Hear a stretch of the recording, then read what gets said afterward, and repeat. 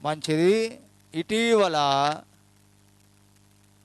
ఈ సంవత్సరం 2025 సంవత్సరంలో కేవలం 2 వాక్య భాగాలను మాత్రమే తీసుకొని ఈ పోయిన 5-6 వారాల్లో వాక్యాన్ని నేను గుర్తు చేస్తూ వస్తున్నాను. కొత్త సంవత్సరంలో ప్రవేశించిన తర్వాత మొదటి ఆదివారం అనుకుంటాను, లేదా ఆ చివరి 31st నైట్ అనుకుంటాను. ఏమైనా ద్వితీయోపదేశకాండం 11వ అధ్యాయం 10వ వచనం నుండి ఆ మొదటి 14, 14, 15 వచనాల వరకు ఒక విషయాన్ని జ్ఞాపకం చేస్తూ వచ్చాను. గుర్తుంటే చెప్పండి. ఎన్ని రోజులు ఆడుంటుంది? జ్ఞాపకం పెట్టుకుంటే జ్ఞాపకం ఉంటుంది. జ్ఞాపకం పెట్టుకోవడానికి ఇంకొక అభ్యాసం కూడా, ఎక్సర్సైజ్ కావాలి. మీ ఫోన్ నెంబరు మీరు చెప్తారు, లేదా మీకు రోజు ఫోన్ చేసే వాళ్ళ ఫోన్ నెంబర్ చెప్తారు. కొత్త వాళ్ళు అయితే ఫోన్ ఉంటే చెప్పలేరు. ఏ ఫోన్ నెంబర్ ఎక్కువగా మనం గుర్తుపెట్టుకోగలం? ఏ ఫోన్ అయితే ఎక్కువగా వాడుతామో, ఇది ఒక మంచి ప్రిన్సిపల్ సూత్రం. ఏ ఫోనుకు అయితే మనం ఎక్కువసార్లు ఫోన్ చేస్తామో, ఏ ఫోన్ నెంబర్తో అయితే ఎక్కువగా మనం ఫోన్ చేస్తామో, మనం ఎక్కువగా వాడే ఫోన్ నెంబర్ను మనం ఎప్పుడు గుర్తుపెట్టుకోగలం. చాలా సున్నితమైన, సులభమైన సూత్రం అది. మాటి మాటికి మనం ఏ వాక్యాన్ని అయితే చదువుకుంటామో ఆ వాక్యం గుర్తుంటుంది. మాటి మాటికి ఏ వాక్యాన్ని అయితే వింటామో ఆ వాక్యం గుర్తుంటుంది. మాటి మాటికి ఏ వాక్యం మీద మనసు పెడతామో ఆ వాక్యం గుర్తుంటుంది. మాటి మాటికి మనం వినే వాక్యం, మాటి మాటికి మనం చదివే వాక్యం, మాటి మాటికి మనం మనసు పెట్టే వాక్యం, ఏ వాక్యం మీద ఎక్కువగా ఇష్టపడతామో, మనసు పెడతామో ఆ వాక్యం గుర్తుంటుంది. ఇంకో మాట, ఏ వాక్యం ఇతరులకు మనం చెప్తుంటామో ఫ్రీక్వెంట్గా, మాటి మాటికి ఎవరికైనా మన వాక్యం చెప్తూ ఉంటే ఆ వాక్యం గుర్తుంటుంది. ఇవన్నీ కూడా సులభమైన సూత్రాలు కాబట్టి వాటిని అనుసరిస్తే దేవుని వాక్యం గుర్తుంటుంది. కాబట్టి ద్వితీయోపదేశకాండం 11వ అధ్యాయం 10వ వచనం నుండి కొన్ని వచనాలు తీసుకొని కొన్ని మాటలు మాత్రమే మనం గుర్తు చేసుకున్నాం. అందులో ముఖ్యమైన మాట ఏంటంటే, మీరు వెళ్ళే దేశం ఇంతకుముందు వెళ్ళిన దేశం వంటిది కాదు అని ఒక మాట పలకండి. మీరు వెళ్ళే దేశం ఇంతకుముందు వెళ్ళినటువంటి దేశం లాంటిది కాదు. మీరు వెళ్ళే దేశం కొండలు, చెప్పండి, లోయలు గల దేశం. ఏ దేశం అంట? మీరు వెళ్ళే దేశం కొండలు గల దేశం, లోయలు గల దేశం. ఇవి మాటలు గుర్తు పెట్టుకోండి. మన వెళ్ళే దేశం, ఆనాడు ఇశ్రాయేలు ప్రజలైన వారు, వాళ్ళు మనలాగానే, వాళ్ళొక జాతి ప్రజలు. యోర్దాను అని ఒక నది, ఆ నది చాలా లోతైన నది, బాగా వేగముతో ప్రవహించే నది. ఆ నదిలో దిగే వాళ్ళు కొట్టుకొని పోతారు, చచ్చిపోతారు. అందువలన ఆ నది యొక్క అర్థం, యోర్దాను నది అంటే మరణము అని అర్థం. ఆ పేరు వచ్చింది దానికి, మరణపు నది. ఎందుకు అలా జరిగింది? ఆ నది చాలా లోతైనది, నీరు బాగా వేగముగా ప్రవహిస్తుంది. అందులో దిగితే కొట్టుకొని పోతారు, ప్రవాహములో చనిపోతారు. చాలామంది ప్రాణాలు తీసింది ఆ నది, కనుక అది మరణపు నది అంటారు. అట్లాంటి ఒడ్డున నిలబడ్డారు, మరణపు ఒడ్డున నిలబడ్డారు. మనం కూడా ఎక్కడున్నాం చెప్పండి? ఇప్పుడు ఏ ఒడ్డున ఉన్నామమ్మా? మరణపు ఒడ్డున ఉన్నా, మర్చిపోవద్దు. మనందరం కూడా మరణపు ఒడ్డున ఉన్నాం. ఒక అడుగొట్ల అంతే తేడా, కొట్టుకొని పోతారు. యోర్దానులో దిగిన వారు ఇంకా చేతులకు దొరకరు, ఎందుకంటే అది చాలా వేగముగా ప్రవహిస్తుంది. లోతైన నది కనుక. అట్లా మనం కూడా మరణం అనే ఒడ్డున ఉన్నాం. మర్చిపోవద్దు ఎప్పుడు కూడా మరణం అనే ఒడ్డున ఉన్నాము. ఏమో ఏ వేళనో ఏ క్షణమో బైబిల్ చెప్పే మాట, కన్ను మూసి కన్ను తెరిచే లోపల ఏమవుతామో తెలియదు. నీటి మీద బుడగ లాంటి వారం అన్నాడు.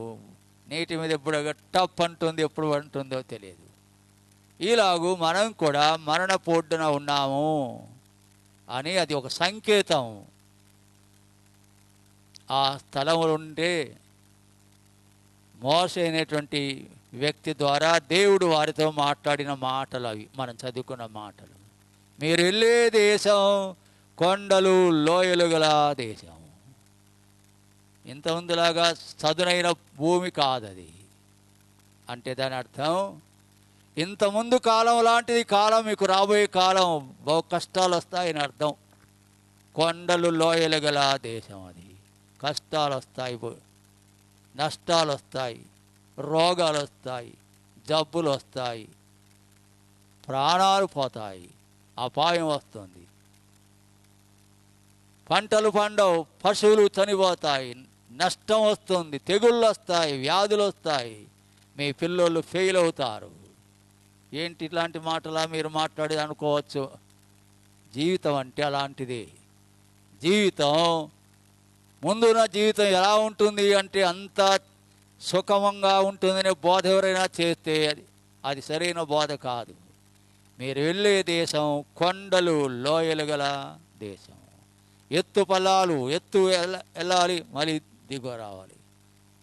అందుకే ఒక భక్తుడు అంటాడు, ప్రతి కొండకు ఒక లోయ ఉంటుంది, ప్రతి లోయకు ఒక కొండ ఉంటుంది. జీవితంలో ఎత్తు పల్లాలు సహజంగా ఉంటాయి. మనం ఎత్తుకెళ్ళాలి, మళ్ళీ కిందికి రావాలి, మళ్ళీ కష్ట సుఖాలు రెండు. అందుకే ప్రసంగి గ్రంథంలో ఆ మాట రాస్తాడు. 7వ అధ్యాయం 14వ వచనం చివరి లైన్లో ఆ మాట ఉంటుంది. దేవుడు సుఖదుఖములను జత చేసి ఉన్నాడు. ఏం జత చేశాడంట? పెళ్లి రోజు చెప్పాలి ఈ మాట. పెళ్ళి అంటే అర్థమైందమ్మా, ఒక స్త్రీ ఒక కన్యకు పురుషునికి వివాహం చేసేటప్పుడు భార్యాభర్తలు జతపరచబడుతున్నారు. ఈ స్త్రీ పురుషుడు ఇద్దరు ఏకమవుతున్నారు, జతపరచబడుతున్నారు. అలాగూ మనం చెప్తాం, మంచిది. దాని అర్థం పరమార్థం ఏంటంటే వారి జీవితంలో రెండు కూడా ఉంటాయి. కష్టం సుఖం, సుఖం కష్టం, కష్టం సుఖం, రెండు జత చేయబడ్డాయి. ఈ రెండు లేని జీవితమే జీవితం కాదు. అలాంటి జీవితం ఊహించకండి. యేసుప్రభువును నమ్ముకుంటే కష్టాలు ఉండవు. కష్టాలని పటాపంచలని బోధించే బోధకులు ఉన్నారు. పచ్చి అబద్ధం అది. అందువలనే ఏది శ్రేష్టమో మీరు జాగ్రత్తగా పరిశీలించండి, ఆ విషయమై మనసు పెట్టండి, శ్రేష్టమైన వాటి గురించి విచారించండి అని ఎందుకు హెచ్చరిక చేశాడంటే, ఇలాంటి కలుషితమైన కల్మషమైన బోధలు వచ్చి పడ్డాయి. ఏది సరైన బోధో, ఏది సరైనది కాదో, ఏది నమ్మదగిందో, ఏది నమ్మకూడదో, ఏది అనుసరించదగిందో, ఏది అనుసరించకూడదో అర్థం కావడం లేదు. అందువలన ఏది శ్రేష్టమో దాని గురించి విచారించండి, శ్రేష్టమైన దాన్ని అనుసరించండి అన్నాడు. కాబట్టి జీవితం ఒడిదుడుకులతో నిండినది, ఎత్తు పల్లములతో ఉంటుంది. ఆటుపోటులు అని వాడుతుంటాం మనము. జీవితం అంటే ఆటుపోటులతో ఉన్నది. జీవితం అంటే ఎత్తు పల్లాలతో కూడినది. జీవితం అనేక మలుపులు తిరుగుతుంది, అనేక మలుపులు తిరుగుతుంది. చక్కని మార్గం కొత్త ఉంటుంది, టర్న్ వెంటనే తిరగాలి, మళ్ళా ఇంకో ఇలా జీవితం అనేక మలుపులతో కూడినదిగా ఉంటుంది. గమనించండి. ఆ మాటను తీసుకొని మనం అపోస్తలుల కార్యం 28వ అధ్యాయం మొదటి 6 వచనాలు మనం పోయిన 2 వారాల కిందట చదువుకుంటా ఉన్నాము. అపోస్తల కార్యములు చూడండి. అపోస్తల కార్యములు 28వ అధ్యాయం మొదటి 6 వచనాలు. నేను పోయిన వారం కంటే అంతకుముందు వారం ఈ మాట చదివాను.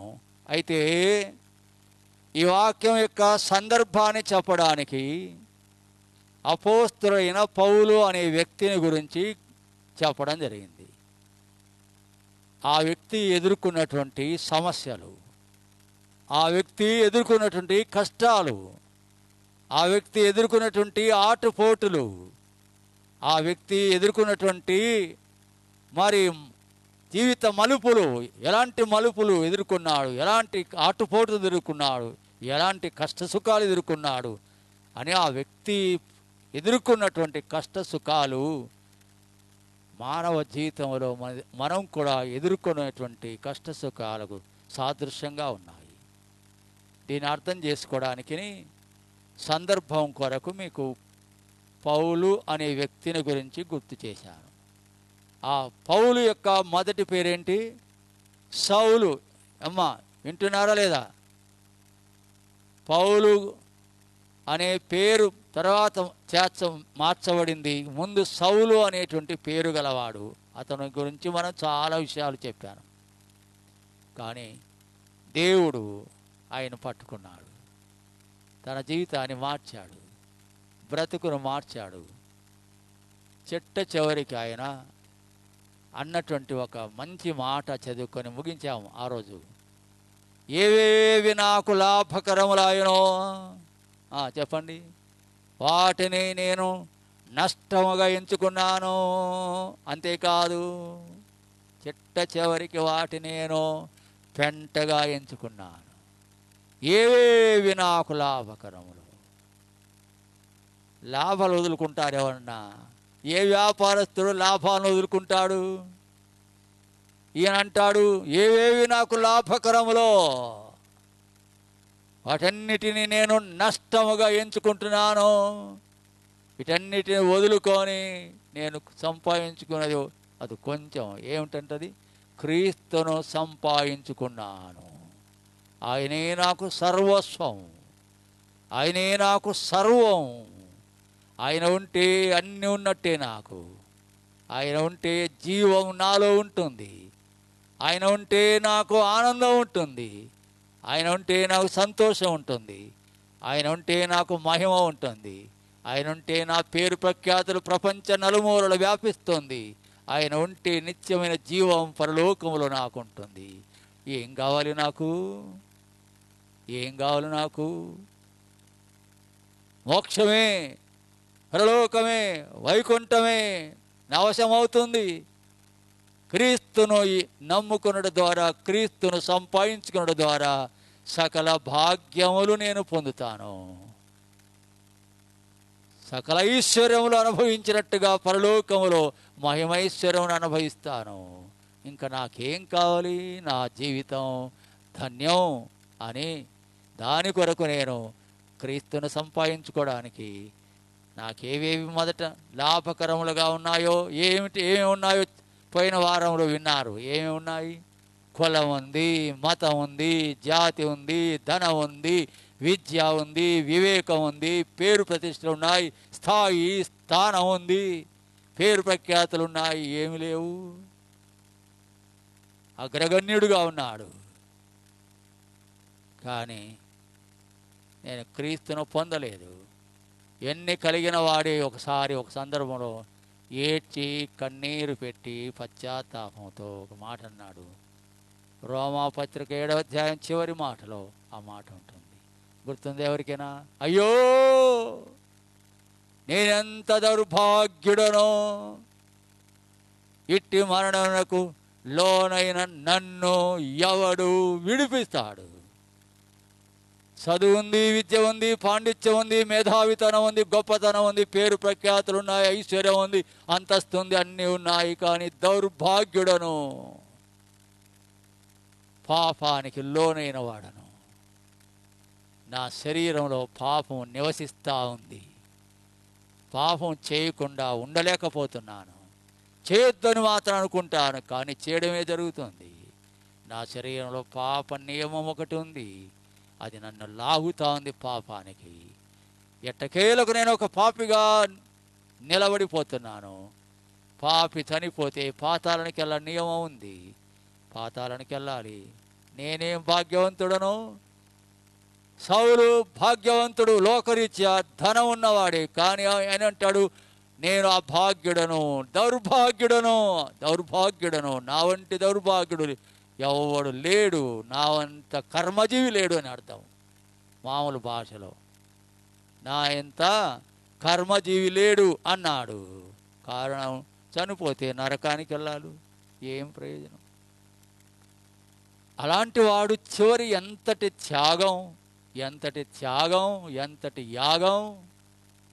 ఏవేవి నాకు లాభకరములైనాయో అన్నీ కూడా క్రీస్తు నిమిత్తం నష్టముగా ఎంచుకుంటుని, దాని చిట్ట చివరికి పెంటగా ఎంచుకున్నాను. దాని ముఖం కూడా చూడను, దాని దూరంగా ఉంటానని అంతా వదులుకొని దేవుని సేవకు వెళ్ళాడు. దేవుడు పిలిచాడు, ఏర్పాటు చేసుకున్నాడు. ఇతడు నేను ఏర్పరుచుకున్న నా దాసుడు, నా ఏమన్నాడు? సాధనం అన్నాడు. నేను ఏర్పరుచుకున్న సాధనం అన్నాడు. అలాగూ దేవుని పని కొరకై సాగిపోతూ ఉన్నాడు. అలా సాగిపోతున్నప్పుడు ఆయనకు ఎదురైనటువంటి సమస్యలు, ఆయనకు ఎదురైన బాధలు, ఆయనకు ఎదురైన కష్టాలు, నష్టాలు, దుఃఖం, అనారోగ్యం, అసౌకర్యం, నింద, అపవాదు, బంధకాలు, చెరసాల ఒకటేంటి అసలు. కనుక పౌలు యొక్క జీవన యానంలో తాను ఎదుర్కొన్నటువంటి ఒడుదుడుకులు, మెట్టపల్లాలు, మలుపులు చాలా విచిత్రంగా ఉంటాయి. కొన్నిటిని జ్ఞాపకం చేస్తాను. పోయిన వారం కూడా జ్ఞాపకం చేశాను అనుకుంటాను. దీనికంటే ముందుగా చూడండి 27వ అధ్యాయం తీయండి అందరూ.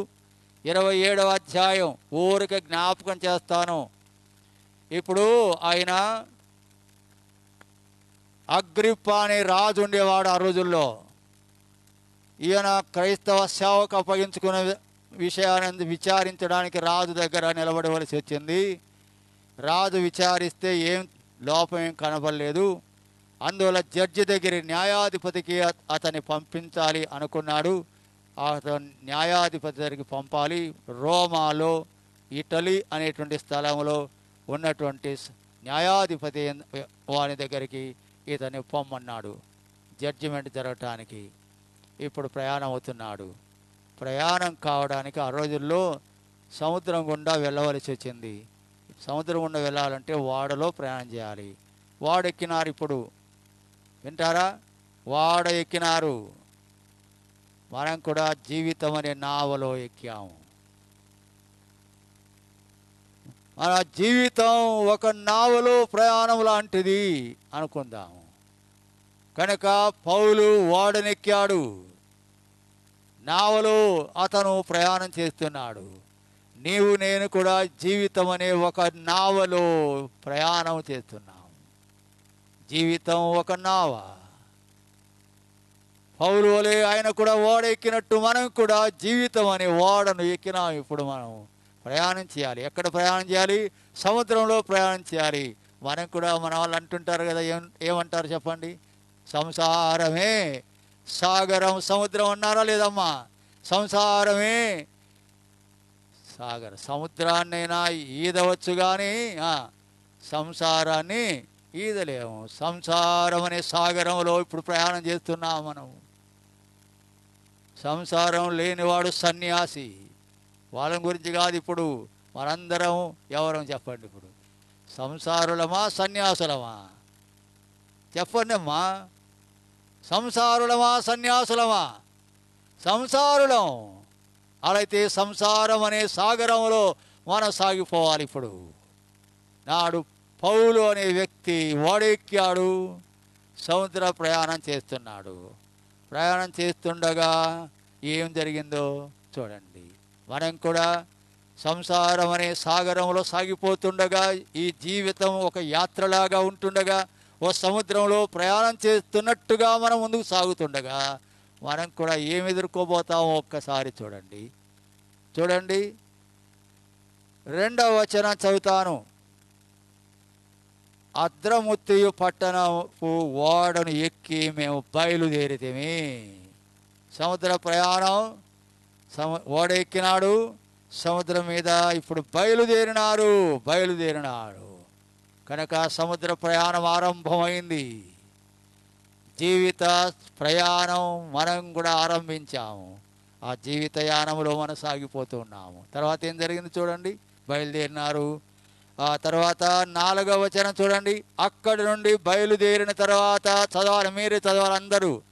బయలుదేరిన తర్వాత ఏమైందమ్మా? ఎదురుగాలి కొట్టుతుంది. ఏం కొడుతుందంట? ఎదురుగాలి. జీవితం అనే ఈ ప్రయాణములో, సంసారం అనే సముద్ర ప్రయాణములో ఎదురుగాలి కొట్టడం లేదా మనకు? జబ్బు, అనారోగ్యం, వ్యాధి, మరణము, అపజయము, అవమానము, ఓటమి, నష్టం, కష్టం, చివరికి మరణం, శ్రమ మీద శ్రమ, కష్టం మీద కష్టం. ఎలా ఉందమ్మా? ఎదురుగాలి తోలుతూ ఉంది. ఎదురుగాలి తోలని జీవితమే లేదు. కష్ట సుఖములు ఎదుర్కొనకుండా తప్పించుకోలేము. మనకు కూడా ఎదురుగాలు వస్తాయి. అవునా కాదా? పరీక్షించుకుందాం.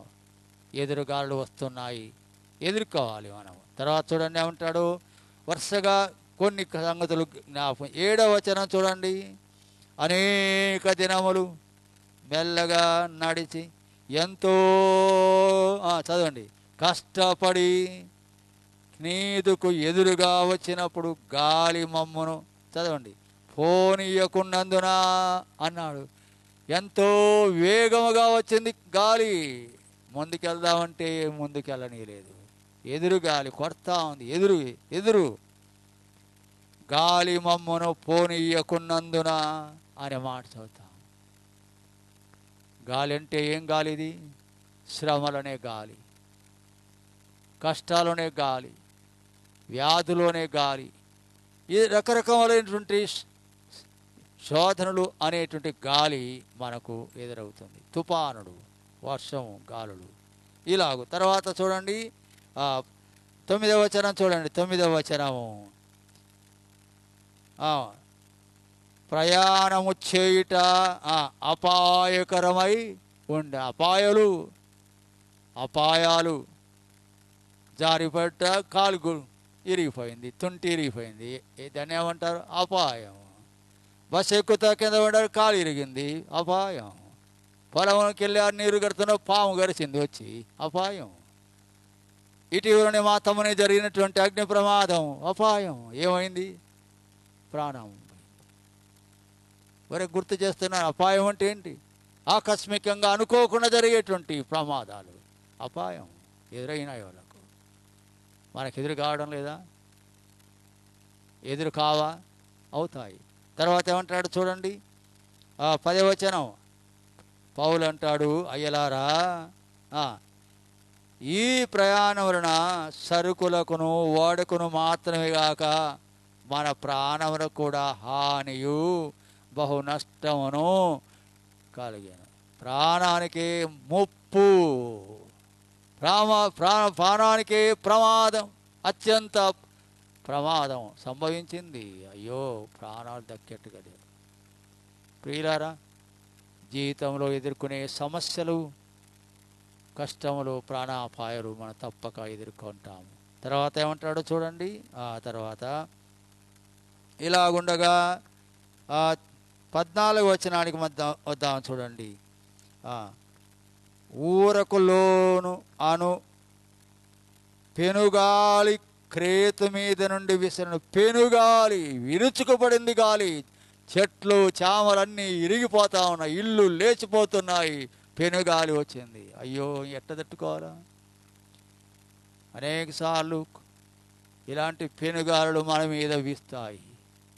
తట్టుకోలేని, ఇరుచుకుపడేటువంటి, కుప్ప కూలేటువంటి సంసారాలు ఎదుర్కోవాలి మనం. పెనుగాలులు వీస్తాయి అమ్మా. కాబట్టి జీవితంలో ఒడిదుడుకులు, అనేక మలుపులు, టర్నింగ్స్ మన జీవితాల్లో ఎదుర్కొంటాము. తర్వాత ఏమంటాడో చూడండి 15వ వచనం. దానిలో ఓడ చిక్కుకొని ఓడ చిక్కుకుంది. గాలికి ఎదురు నడవలేకపోయినందున ఎదురు నడిపించుట మాని గాలికి కొట్టుకొని పోవాలి. ఎలాంటి శ్రమ చూడండి. గాలి ఎదురుగా వస్తూ ఉంది, ఏం తట్టుకోలేకున్నారు, ఇంకా ఏం చేతులు ఎత్తేసినారు, దాని అంతటది గాలి కొట్టుకొని పోతా ఉంది. చాలామంది జీవితాలు అలాగే ఉంటాయి, మన జీవితాలు కూడా అలాగ ఉంటాయి. మీరు ఇంతకుముందు వెళ్ళిన దేశం లాంటిది కాదు వెళ్ళే దేశం, కొండలు లోయలు గల దేశం అంటూ ఆ తర్వాత చూద్దాం. చూడండి ఏమంటాడు, 17వ వచనం చూడండి. 17వ వచనంలో ఇసుక తిప్ప మీద పడుదేమో అని, ఆ తర్వాత ఏమంటాడు, భయపడి ఎట్లున్నారమ్మా, భయము, మనకు కూడా భయం కలుగుతుంది. ఓడ చాపలు దింపివేసి కొట్టుకొని పోయిరి. 18వ వచనం చదవండి. మిక్కిలి పెద్ద గాలి కొట్టుకొనుతున్నందున, చిన్న గాలి కాదు, పెద్ద గాలి కాదు, మిక్కిలి పెద్ద గాలి. గాలి, చిన్న గాలి, పెద్ద గాలి, ఏమంటారు, ఇంకా పెద్ద గాలి. గాలి పెరిగిపోతూ ఉంది, మొత్తం ఊడ్చుకొని పోతూ ఉంది. గ్రామాలు, పట్టణాలు, భూమి మీద ఉండే చెట్లన్నీ అలా పెద్ద గాలి. మన కుటుంబాల మీద అలాంటివి రాకూడదని కోరుకుంటాము, కానీ వస్తాయి. రావాలని ఎవరు కోరుకోము, కలగాలని ఎవరు కోరుకోము, కానీ వస్తాయి. ఈ జీవితంలో ఇవన్నీ కూడా ఎదుర్కోవాలి. తర్వాత చూడండి ఏమంటాడు, 21వ వచనం. పెద్ద గాలి మా మీద కొట్టినందున ప్రాణములతో తప్పించుకుందుమను ఆశ బొత్తిగా, ఆశలేంగా బతుకుతామని ఆశ లేదు, బాగుపడతామని ఆశ లేదు, గడ్డన పడతామని ఆశ లేదు, తిరిగి వస్తామని ఆశ లేదు, నిలదొక్కుంటామని ఆశ లేదు, ముందుకెళ్తామని ఆశ లేదు. ఇంకా మాకు భవిష్యత్తే లేదు, అగమ్య గోచరం, చీకటి. ఇంకేం బాగుపడతామేమో, ఇంకేం ముందుకెళ్తామేమో, ఇంకేం మా సంసారం నిలబడుతుంది. అవును, మనం వెళ్ళే మార్గం కొండలు లోయలు గల దేశం. తర్వాత చూడండి ఏమంటాడు, 22వ వచనం.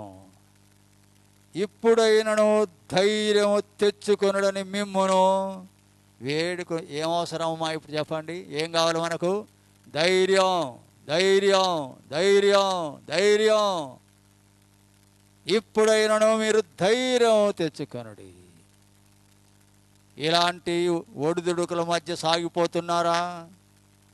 ఇలాంటి కొండలు లోయలుల అనుభవంలో సాగిపోతున్నారా? ఇలాంటి పెనుగాలులు, పెద్దగాలులు వీచి కొట్టుకొని పోయి ఇంకేం బ్రతుకుదామని నిరాశ నిస్పృహలో ఉన్నారా? ఆ ధైర్యంలో ఉన్నారా? దేవుడు జ్ఞాపకం చేస్తున్నాడు, ధైర్యము తెచ్చుకొనుడి. తర్వాత చూడండి ఏమంటాడు, చూడండి, ధైర్యం తెచ్చుకొని మిమ్మల్ని వేడుకొనుచున్నాను. 24వ వచనం. భయపడకము, ధైర్యం తెచ్చుకో. ఏమంటాడు, భయపడవద్దు, ధైర్యం తెచ్చుకో, భయపడవద్దు. గాలులు వస్తాయి, పెనుగాలులు వస్తాయి, పెద్ద గాలులు వస్తాయి, కొట్టుకొని పోయే గాలులు వస్తాయి, తీవ్రమైన తుఫాను వస్తుంది, నిలవలేము, తట్టుకోలేము. అయినను ధైర్యం తెచ్చుకోండి, భయపడవద్దు. భయపడవద్దు. ఇంకేం బాగుపడతాము, ఇంకేం ఆ సంసారం నిలబడుతుంది అని ఒకవేళ భయపడుతున్నారు కాబోలు, అవమానానికి లోనై, నష్టానికి లోనై, ఇలాంటి బాధల్లో ఉంటే దేవుడు మనకు జ్ఞాపకం చేస్తున్న మాట, ధైర్యం తెచ్చుకోండి, భయపడవద్దు. తర్వాత ఏమంటాడు చూడండి, 25వ వచనం. కాబట్టి అయ్యలారా, మళ్ళీ ఏమంటాడు, ధైర్యము తెచ్చుకొనుడి అంటూ మంచి మాట చదవాలి. నేను అందరూ ఆ వచనం 24వ వచనం, 25వ వచనం. కాబట్టి అయ్యలారా, ధైర్యం తెచ్చుకొనుడి, నాతో నాతో నాతో మళ్ళీ చెప్పండి, నాతో దూత చెప్పిన ప్రకారము.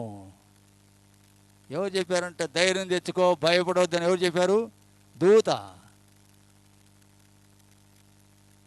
దూత వచ్చి, దేవుని దూత ఎక్కడి నుంచి వచ్చింది? దేవుని ఎదురు నుండి వచ్చింది. ఎవరు పంపితే వచ్చినది? దేవుడు పంపినాడు. చూడండి, అంతటి పెనుగాలి, గొప్ప గాలి, పెద్ద గాలి ఇలాగొచ్చి కొడుతుండగా, ముందుకు వెళ్ళలేక భయపడుతూ ఉండగా సమయంలో దేవుడు చూచిన దేవుడు, వారి బాధ ఎరిగిన దేవుడు, వారి మీదకి వచ్చిన గొప్ప పెనుగాలి వీరిని పాడు చేసి నాశనం చేస్తుందని ఎరిగిన దేవుడు పరలోకం నుండి ఒక దూతను పంపితే, దూత నేరుగా వచ్చి భయపడవద్దు, భయపడవద్దు, ధైర్యముగా ఉండండి అని అంటూ మళ్ళీ చదవండి 25వ వచనం. కాబట్టి అయ్యలారా ధైర్యం తెచ్చుకునుడి, నాతో దూత చెప్పిన ప్రకారము జరుగునని నేను దేవుని నమ్ముచున్నాను. పౌలు ఏమంటున్నాడు చెప్పండి? దూత నాతో చెప్పిన ప్రకారం నేను దేవుని ఎప్పుడు నమ్మినాడు చెప్పండి? సుఖంగా ఉన్నప్పుడా? ఏ కష్టం రానప్పుడా? ఏ ఇబ్బంది రానప్పుడా?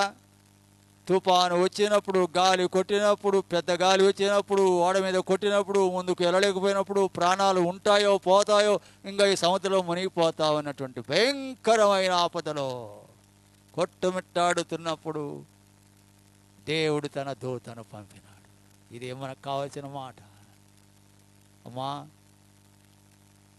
సుడిగాలిలోగా నీ చుట్టూ, నీ ఇంటి చుట్టూ, నీ కుటుంబం చుట్టూ శ్రమలు ఆవరించినప్పుడు ధైర్యం కోల్పోయి భయపడుతూ దుఃఖములో, దిగులో, బాధలో ఉన్నప్పుడు దేవుడు చూస్తాడు.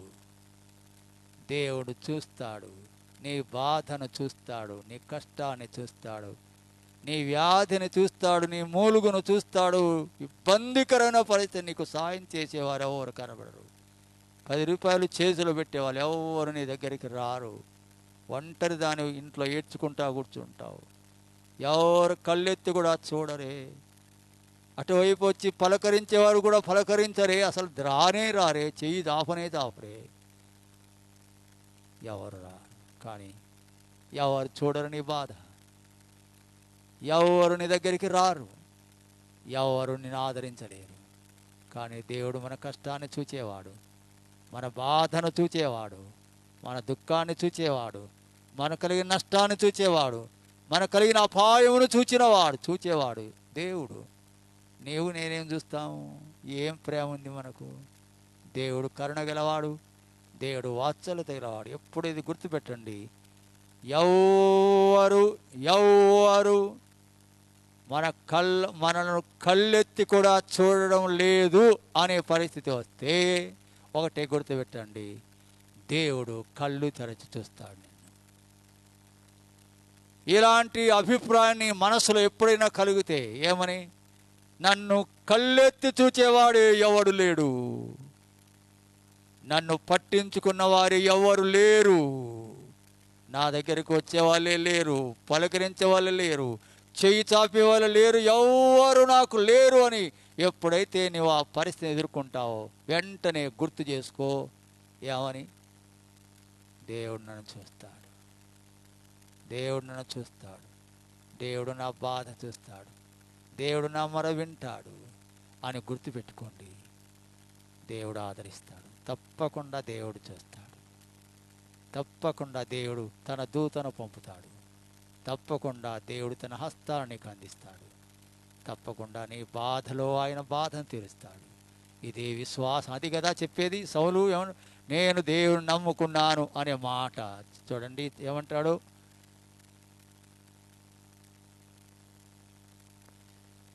ఏమైనా శబ్దం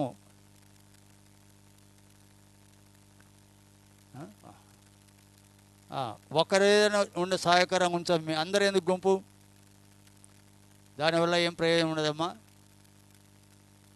కూర్చోనండి. పక్కన ఒక రెండు సముదాయించండి, ప్రార్థన చేస్తాము.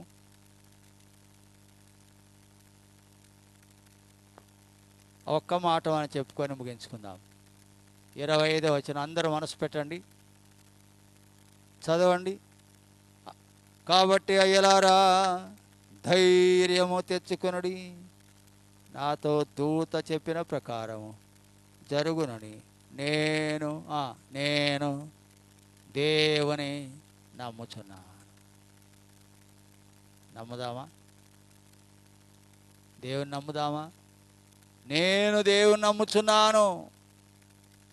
ఈ ఉపద్రవంలో, ఈ సముద్ర గర్భములో గాలి, తుఫాను, రేగి, ప్రాణాపాయంలో ఉన్నాను, సుడిగుండంలోనట్టుగా ఉన్నాను అని అంటూ దేవుని దూత పంపి భయపడవద్దు, ధైర్యంగా ఉండండి అని చెప్పినప్పుడు దేవుని మాట నమ్మాడు, దేవుని నమ్మినాడు. కనుక నేను దేవుని నమ్ముచున్నాను, అయినను మనము కొట్టుకొని పోయి ఏదైనా ఒక దీపం మీద పడవలసి ఉండునని చెప్పాను. ఇంకొక మాట గుర్తు చేసి ముగిస్తాను, అది కూడా అవసరం. ఇప్పుడు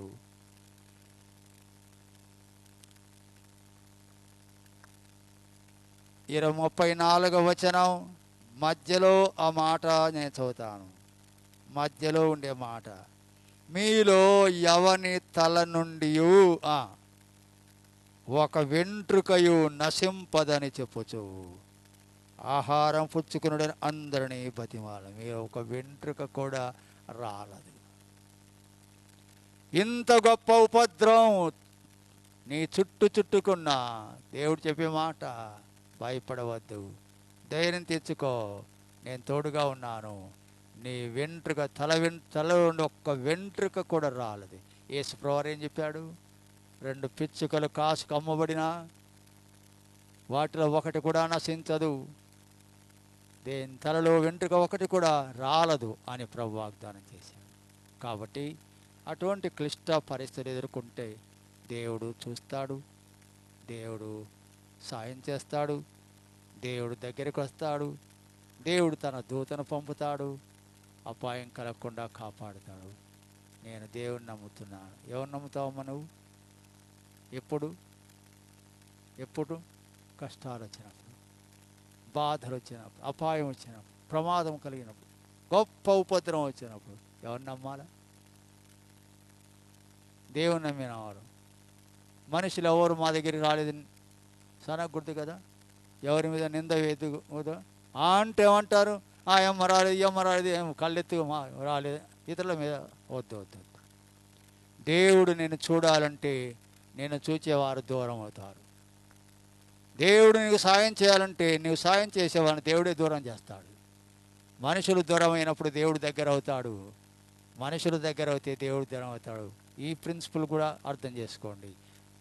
దేవుడు దగ్గరగా ఉండాలంటే నీ స్నేహితులను, బంధువులను, తగిన వాడిని, స్వకీయులను దూరం చేస్తాడు, దేవుడు దగ్గర అవుతాడు. చిన్న ఉదాహరణ, గుంపులో ఇలా వచ్చాననుకున్నాను, నేను అట్లా పోవాలి, ఆ మధ్యకి వెళ్ళాలా? ఏమంటానమ్మా? ఏమంటాను చెప్పండి? పక్క సర్దుకు పక్క. ఎందుకు? నేను అక్కడికి పోవాలంటే అక్కడ ఉండేవాళ్ళు ఏం కావాలా?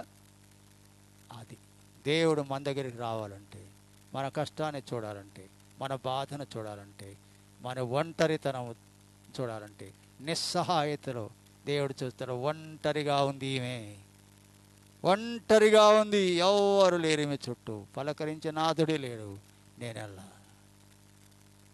ఈమె ఒంటరిగా ఉంది, ఎవరు లేరు ఈమెకు సహాయం, నేను వెళ్తాను, ఆమె ఉంటాను, ఆమెకు సాయం చేస్తాడని దేవుడు వస్తాడు.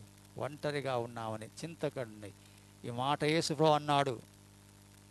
యోహాను సువార్త 16వ అధ్యాయం చివరి వచనాలు చదవండి. తర్వాత ఏమన్నాడు తెలుసా? అందరూ నన్ను విడిచిపెట్టి పోతారా? చెప్పండి, అందరూ నన్ను విడిచిపెట్టి పోతారా? శిష్యులారా మీరన్నా ఉండరా? మీరు కూడా వెళ్తారా? సరే పోండి. ఇంతవరకు గుంపులుగా నా ఎమ్మడి వచ్చినారు, నా అద్భుతాలు నేను చేసినవని చూశారు. చివరికి అందరూ విడిచిపెట్టి వెళ్ళిపోయినారు, జనం అంతా వెళ్ళిపోయినారు. మీలో శిష్యులైన వారు కూడా కొంతమంది ముందుగానే వెళ్ళిపోయినారు. ఈ ప్రభుత్వం ఉంటే మాకు కష్టాలు వస్తాయని. చివరికి కొద్దిమంది ఉన్నారు, వాళ్ళు కూడా మీరు కూడా వెళ్తారా, మీరు కూడా వెళ్తారా, అందరూ వినారు మీరు కూడా వెళ్తారా, సరే పోండి మీరు కూడా పోండి మీరు కూడా అన్న. ఏమన్నాడు తెలుసా? నేను ఒంటరి వాడను కాను, నా తండ్రి నాతో కూడా ఉన్నాడు. అందరూ దూరమైనా నీకు దగ్గరయ్యేవాడు ప్రభు. అందరిని విడిచినా విడవని వాడు ప్రభు.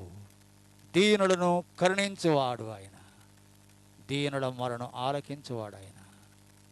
ప్రియులారా, అందరూ నన్ను విడిచిన నేను ఒంటరి వాడను కాను, నా తండ్రి నాతో కూడా. అందరూ విడిచిపోయిన తర్వాత దేవుడు ఆయన తోడుగా ఉన్నాడని ఒంటరి వాడను కాదు అన్నాడు. ఈ మాటలు మనం విని మనసులో ఉంచుకొని ధైర్యం తెచ్చుకొని నిబ్బరం తెచ్చుకొని దిగులు చెందక కృంగిపోక, కష్టాలు వస్తాయి, నష్టాలు ఎదురవుతాయి, బాధలు వస్తాయి, అపాయాలు వస్తాయి, ప్రమాదాలు జరుగుతాయి, ఆస్తులు కూడా పోతాయి, డబ్బు పోతుంది, ఆరోగ్యం పోతుంది, బలం పోతుంది, అన్ని నష్టం. కానీ దేవుడు తోడుగా ఉంటాడు. ఇట్టి విశ్వాసం మనం పెంచుకొని నేను దేవుని, ఆ మాట పలకండి, నేను దేవుని నమ్మి ఉన్నాను. ఎవరు నమ్మినావమ్మా? దేవుణ్ణి. అలాంటి విశ్వాసంతో సాగిపోదాం. ప్రార్థన చేసుకుందాం. దయగల మా ప్రభువునికి స్తుతులు స్తోత్రం చెల్లిస్తున్నాం. మా జీవితం ఒక ప్రయాణం, అది సముద్ర ప్రయాణం. సముద్రంలో ప్రయాణం చేస్తున్న పౌలు తనతో ఉన్నటువంటి వారు ఎన్ని గాలులు ఎదుర్కొన్నారు, ఎన్ని ఆటుపోటులు ఎదుర్కొన్నారు, పెనుగాలను ఎదుర్కొన్నారు, గొప్ప గాలు ఎదుర్కొన్నారు, ఓడ తలకిందులవుతుంది, ప్రాణాపాయం ఎదుర్కొన్నారు. కానీ ఆ ప్రమాదంలో అపాయములు ఉండగా మీరు దూతను పంపినారు. దూత వచ్చి భయపడవద్దు, ధైర్యం తెచ్చుకో అని మాటలు విన్నాడు. దేవుని నమ్ముకున్నాడు. ప్రమాదం తప్పింది, ఒడ్డుకు చేరుకున్నాడు. ప్రభు నీకు స్తోత్రం, స్తోత్రం, స్తోత్రం. మా అనుభవంలో కూడా మేము కూడా ఎన్నో ఒడిదుడుకులు ఎదుర్కొంటున్నాం. అనారోగ్యం, జబ్బులు, ఆర్థికమైన ఇబ్బందులు, జీవనంలో ఎన్నో కష్టాలు, చాలని బ్రతుకులు, ఇంటి దగ్గర, పొలంలో, వీధిలో, బయట, వచ్చినప్పుడు, పోనప్పుడు, దిగునప్పుడు, ఎక్కునప్పుడు ఎన్ని ఇబ్బందులు ఎదుర్కొంటున్నాము. అబ్బా, సుడిగాలిలాగా మాకు శ్రమలు వస్తున్నాయి.